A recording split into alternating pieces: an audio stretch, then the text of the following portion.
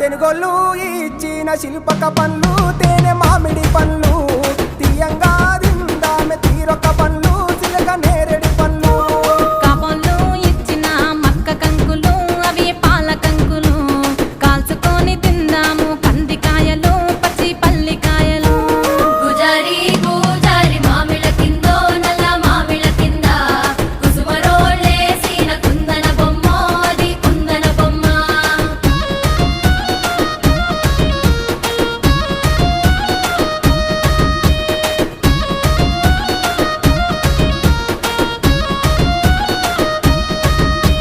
బెస్తోలు పెట్టిన పచ్చి చేపలు అవి వట్టి చేపలు